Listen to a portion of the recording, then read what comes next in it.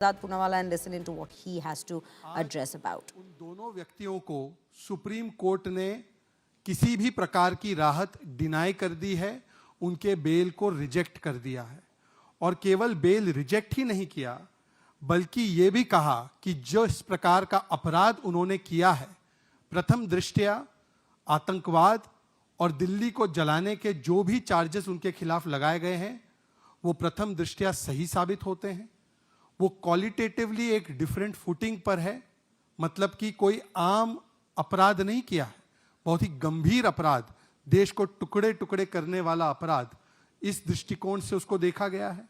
और यह भी कहा गया है कि जिस प्रकार से उन्होंने ये कृत्य किए, ये दिखाता है कि जो दिल्ली में दंगे किए गए वो दरअसल संयोग नहीं, सोचा समझा प्रयोग भी नहीं, मैं तो कहूंगा हिंदू विरोध का और यही M factor, vote bank factor का सबसे बड़ा उद्योग था। ये दंगे जो थे वो स्पॉन्टेनियस नहीं, स्पॉन्सर्ड थे। ये जो दंगे हुए वो ऑर्गेनिक नहीं बल्कि ऑर्गेनाइज थे।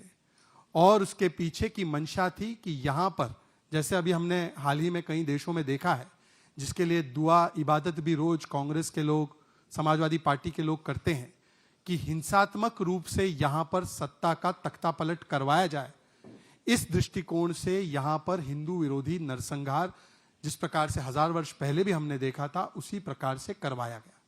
मतलब उस समय पर जो खलनायकों का महिमा मंडन करने का काम आज भी कांग्रेस का इकोसिस्टम करता है, गजनी और गौरी का, आज भी वो इकोसिस्टम दिल्ली को दहलाने वाले खलनायकों का महिमा मंडन आज भी करता है। और इसीलिए आज आपको याद होगा कि किस प्रकार से उमर खालिद और शर्जील इमाम, इन दोनों को कांग्रेस के एक नहीं अनेकों नेताओं ने, चाहे वो दिग्विजय सिंह हो, चाहे वो उदित राज हो, चाहे वो सलमान सोज हो, या चाहे वो कांग्रेस पार्टी का पूरा इकोसिस्टम हो, उन्होंने महिमा मंडित भी किया और उनको मासूम भटके हुए युवा के तरह पेश करने की कोशिश भी की गई। कुछ लोग उनको पॉलिटिकल प्रिजनर भी बता रहे थे।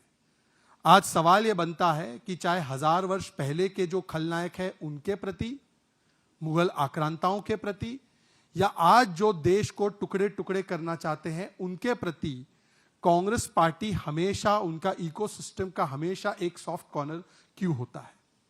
सवाल नंबर 2, जिन लोगों ने भी उमर खालिद और शर्जील इमाम, और वही शर्जील इमाम जो कहता है कि देश के चिकन नेक को काट देना चाहिए, ऐसे बयान देने वाले व्यक्ति, उमर खालिद जो कहता है कि कश्मीर को भारत से अलग कर देना चाहिए, ऐसे बयान देने वाले व्यक्ति का समर्थन खुलकर ऑफिशियली कांग्रेस पार्टी ने किया। क्या कांग्रेस पार्टी आज माफी मांगेगी? तीसरा सवाल, हमेशा कांग्रेस का हाथ देश विरोधी टुकड़े टुकड़े गैंग के साथ क्यों? कभी ये अफजल गुरु के लिए कहते हैं अफजल हम शर्मिंदा है, कभी ये कहते हैं याकूब हालात का मारा था, कभी ये कहते हैं बाटला हाउस में जो मारे गए उनके लिए आंसू बहाती थी सोनिया गांधी जी, कभी ये नक्सलियों को शहीद बोलते हैं। और आज शर्जील इमाम और उमर खालिद के साथ भी यही इकोसिस्टम खड़ा है। तो सवाल ये बनता है कि कांग्रेस पार्टी, अब जबकि ये सुप्रीम कोर्ट का इतना बड़ा निर्णय आया है, तो क्या कांग्रेस पार्टी दिल्ली में मारे गए हमारे अंकित शर्मा जी के परिवार से, रतनलाल जी के परिवार से, दिलबर नेगी के परिवार से क्या नाक रगड़कर माफी मांगेगी?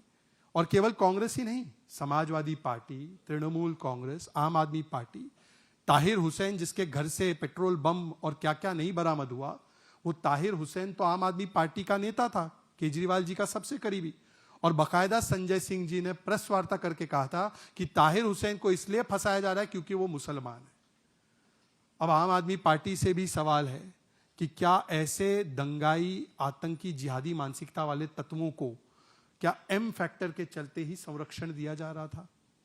तो आज इस विषय पर भी जो हम लोगों ने बात रखी है, इसके अतिरिक्त और कोई भी सवाल हो आपके बीच में तो आप सवाल पूछें। रवि का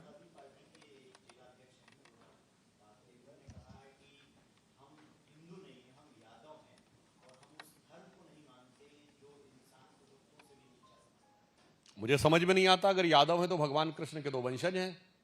इसे कहते हैं मैकाले की मैरिजुआना।